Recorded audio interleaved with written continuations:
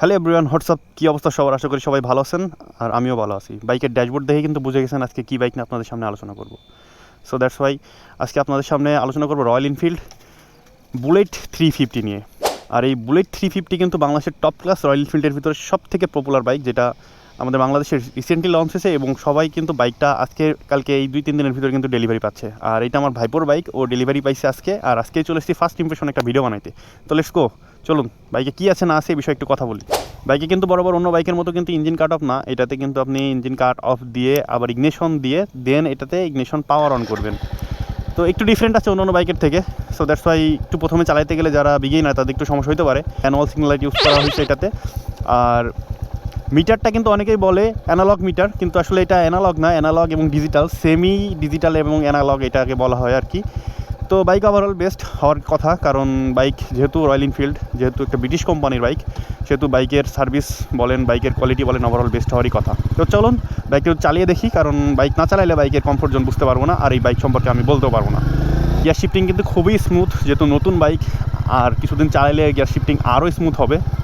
তো আসুন বাইকের কিছু স্পেশাল ফিচার নিয়ে কথা বলি। এই বাইকটা কিন্তু অ্যানালগ টাইপের হইলেও কিন্তু বাইকে কিন্তু ইউজ করা আছে ব্রেকিংয়ে কিন্তু ABS দেওয়া আছে, কারণ ডুয়েল চ্যানেল ABS হওয়ার কারণে বাইকের ব্রেকিং কিন্তু অস্থির। ব্রেককে কিন্তু ইউজ করছে বাইব্রি ব্রেক। বাইকের যে টায়ার সেকশন আছে, tyre section overall best, tyre সেকশনও ভালো। টায়ার সেকশন পেছনের রেয়ারে দেওয়া আছে 100/80/18, মানে 100/80, আর রিম সাইজ হলো 18 পেছনের, আর সামনে দেওয়া আছে 100/90, রিম সাইজ হলো 19। এই হলো বাইকের টায়ার সাইজ। আর বাইকের লুকিং গ্লাস কিন্তু সেই ছোটোবেলার মতো গোল গোল দুইটা লুকিং গ্লাস ইউজ করা আছে, যেই লুকিং গ্লাসগুলো দেখলে কিন্তু আপনি ওভারঅল ফ্যান হয়ে যাবেন এই বাইকের। আর বাইকটা কিন্তু একটা ভালো দিক হলো এটা ফুল মেটাল বডি, মানে যেটা বাংলাদেশে এক্সপেক্ট করে নাই বাংলাদেশের মানুষজন। হয়তো এখানে কিছু প্লাস্টিক বিল্ড আপ দিবে, কিন্তু এখানে কোনো প্লাস্টিক বিল্ড আপ দেয় নাই, এটা ফুল মেটাল বডি ইউজ করছে এরা।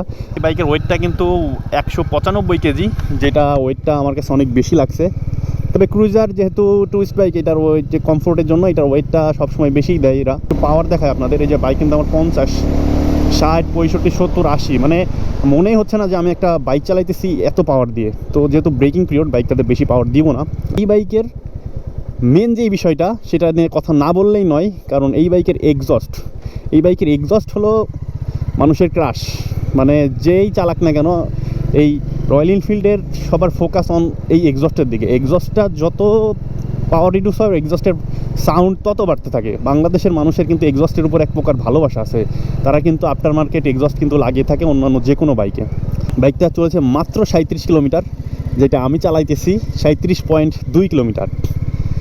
ক্লাস 3 প্লে বলেন, ব্রেকিং বলেন, বাইকের লুক বলেন, overall royal Enfield cruiser best. তো যারা যারা বাইক নিতে চান, আমি বলবো যারা একটু বয়সী মানুষ, যারা ওয়েটটা নিতে পারেন না, তারা রয়্যাল এনফিল্ডের অন্তত এই বুলেটটা নিন না, অন্যটা নিতে পারেন, যেটাতে ওয়েট কম দেওয়া আছে। আর এটাতে ওয়েট অনেক বেশি দেওয়া, 200 কেজি ওয়েট, মানে 195 মানেই 200 কেজি বলা চলে যেটাতে। আর এটা কিন্তু ফুয়েল ইঞ্জেক্টর, মানে বাইক দেখতে ব্যাকডেটেড মনে হলেও কিন্তু এটাতে কিন্তু ফুয়েল ইঞ্জেক্টর দেওয়া আছে। আর এর যে হেডলাইটটা দেওয়া আছে ম্যানুয়াল হেডলাইট, অ্যানালগ আগের মতো হেডলাইটটা, কিন্তু হেডলাইটের পাওয়ার কিন্তু অস্থির। জানেন ক্রুজারের সিট স্লিপ সিট হয়, যেটার কারণে খুব ভালোভাবে মুভ করা যায়। আর যেহেতু সিঙ্গেল পার্টের হ্যান্ডেল করা, এটা খুব ভালোভাবে ধরতে পারবেন, মুভ করতে পারবেন। আর এই যে ব্রেক, এটার ব্রেক কিন্তু অস্থির, মানে জাস্ট আপনি পাওয়ার দিবেন আর ব্রেক প্রেস করবেন। রয়্যাল এনফিল্ড নিয়ে নতুন করে বলার মতো কিছু নাই, কারণ মানুষজন এই বাইকটা নিয়ে খুব এক্সাইটেড ছিল। বাংলাদেশের বাজারে এই বাইকটা কবে লঞ্চ হবে, কবে নাগাদ লঞ্চ হবে? তো লঞ্চ তো হয়ে গেছে, কিন্তু আর মানুষ কিন্তু ডেলিভারিও পেয়ে গেছে, যেটা প্রি বুকিং দিয়ে মানুষ কিন্তু খুব দুশ্চিন্তায় ছিল বাইকটা কবে নাগাদ হাতে পাবো, বাইক কবে চালাবো। তো অলমোস্ট বাইক কিন্তু বাংলাদেশের মাটিতে চলতেছে। আর এই বাইক চালানোর জন্য কিন্তু সবাই ইন্ডিয়াতে যাইতো, হিলি টিলি ট্যুর দিত, ওই বাইকটা সবাই রেন্টে নিত, তারপরে বাইকটা চালাইতো, দেন বাইকটা ফিলটা নিত। সুপার বাইক বলেন আর অন্যান্য বাইকই বলেন না কেন, 350 সিসির যুগে এখন কি আর 150 সিসির বাইক চালাইতে ভালো লাগবে বলেন? আমার মতে মনে হয় 350 সিসির যুগে এই 150 সিসি বাইক চালাইতে মোটেই ভালো লাগবে না, কারণ এই বাইকের যে সুন্দর কন্ট্রোলিং, বাইক চালায় যে আরাম, আপনি অন্য বাইক পাওয়ারফুল বাইক চালাইলেও আপনার এত মজা আপনি পাবেন না। তবে যারা যারা ক্রুজার বাইক নিতে চান, তারা এই বুলেট 350টা চুজ করতে পারেন। প্রাইসও আপনার একটা মিডিল রেঞ্জ প্রাইসে দেওয়া হয়েছে বাইকটা। মাত্র টুকস করে একটা গিয়ার দিলেই কিন্তু গিয়ারে চলে যাচ্ছে, আর পাওয়ার কিন্তু অস্থির থ্রোটালি, যে পাওয়ার কিন্তু সেই পাচ্ছে।